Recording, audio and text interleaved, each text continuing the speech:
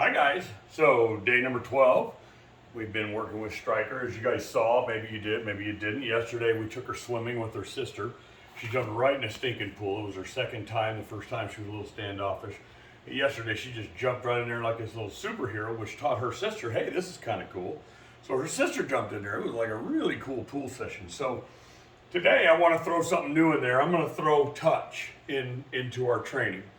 Touch is used to get the dog to touch something. So you can use it to teach a dog an ADA button for a door. You can teach them to. You can use it to teach them light switches.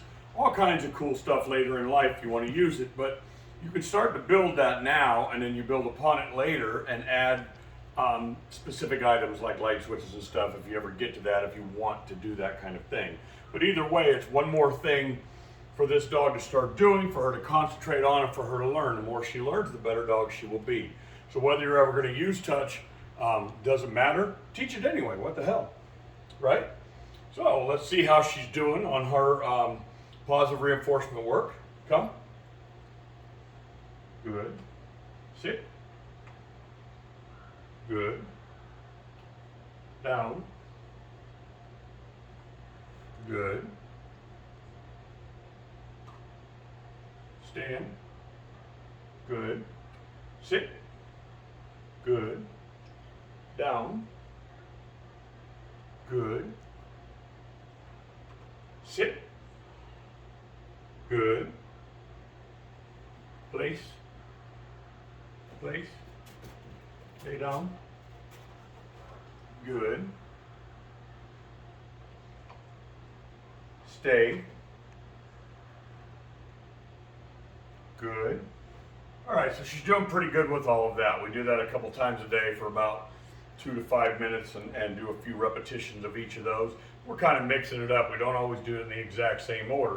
So once she starts to learn it, mix it up a little bit. We can also do things like stay and come back and just use some praise. We want to start fading those treats out a little bit in this next week or so and get her to do things because we pet her. Right, so maybe every third time you're going to pet her instead of giving her a treat. I probably wouldn't do it yet, but in the next week we'll get into that. Come here, baby.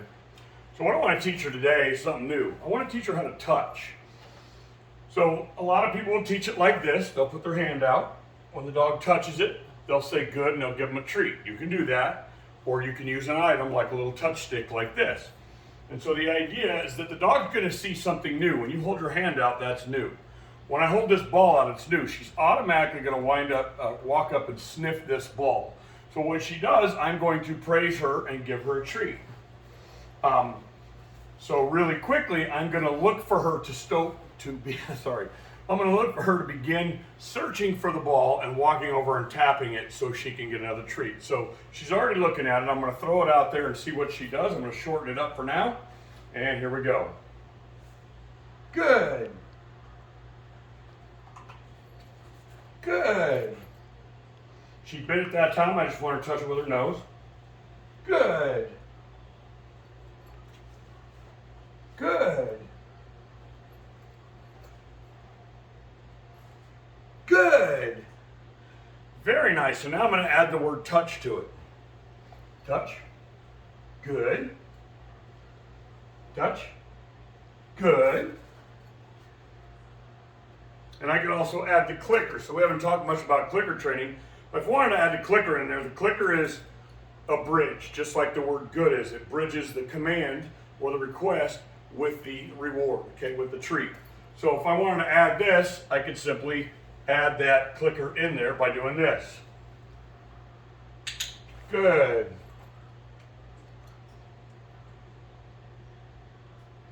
So she's thinking through it. What do I have to do to get the treat?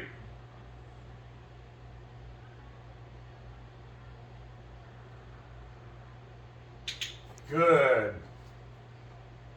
So I helped her a little bit on that one. Okay, she's just learning something new. I'm going to take it out of the equation. I'm going to bring it back. Good. See how she tried it and she got nothing. So she's going to try a little harder, right? Yeah, she didn't hit down with her nose, but I'm going to treat her anyway. I'm going to throw it back out there.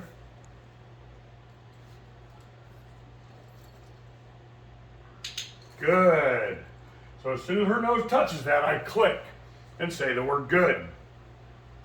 Touch. I'm going to make it easy on her. Good girl. Good girl. So I'm helping her through it a little bit right now. Good girl. I'm talking, so I keep forgetting to say the word touch. Touch. Touch. Good. So I helped her a little bit. That one kind of tapped her on the chin. So I'm going to hide it and ignore her for a second.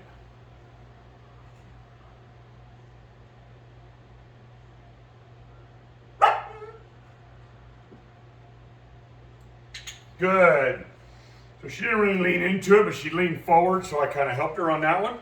I want her to realize that moving forward and touching her nose on this is what causes this to happen. Touch. Good. You can see she's really reaching now. She's really starting to think through it.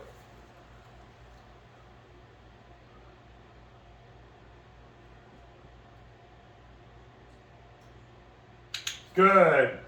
So now, as she's starting to get it, I'm not cheating as much. I'm going to hold it and make her figure out what causes the click to occur and what causes that treat to come out of the bag, right?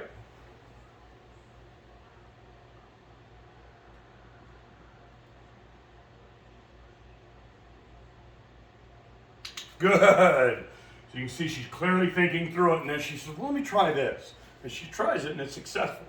Okay, here we go again.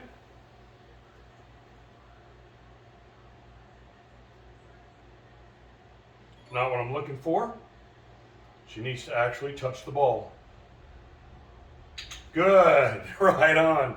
So she's really starting to figure it out, guys. So I'm going to end it right there because that was a very good session. So again, 2 to 5 minutes of doing something. Once I see that level of progress where she's actually hunting, I'm going to quit, because tomorrow when I pop that out and I show her that ball, she's going to run up right away and give that a shot, and it's going to click, and she's going to say, I knew how to do that. And how awesome is she about to be? So then I can use that for things like touch to bring my dog to me. Touch, good, click, boom. And it really works in conjunction with the word come. But then later, I can take this ball up and touch it to a light switch and say touch.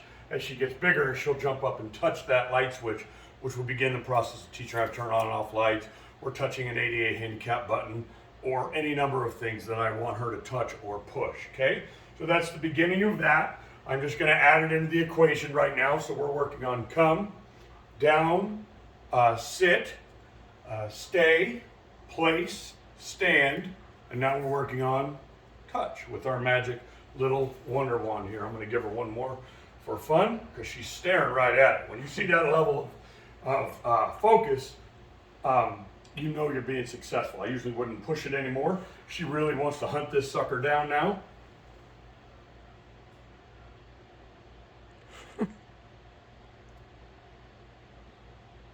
Good. I'm going to do one more because that one's kind of sloppy. She was trying to figure it out. Good job, dude. One more. So this is going to be a good one. Good.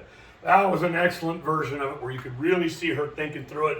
And she's like, I think I'm getting it. If I reach over and touch this, I'm good to go. So what a great session. Add that touch into your routine. Now your routine's 5 to 6 minutes long, doing a little piece of all of these, adding the word touch into there. You can use a ball, you don't have to. You simply use your hand when the dog comes up and touches. You could say good and treat. If you use a clicker, I can tell you that clickers are a sharper version of a bridge. They're very sharp when they click, and the dog will get used to that and understand that every time they hear that click, they're doing the right thing. All right, so go add touch into your life and into your puppy's life. And again, it doesn't matter how old your dog is. If your dog's 6 months old, you can do all of these things. Again, it's not true obedience.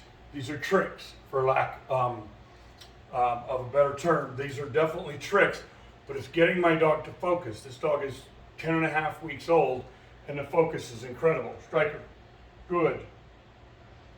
Very, very nice focus. All right, guys, so go play with that, and we'll see you around the corner. Later, skaters.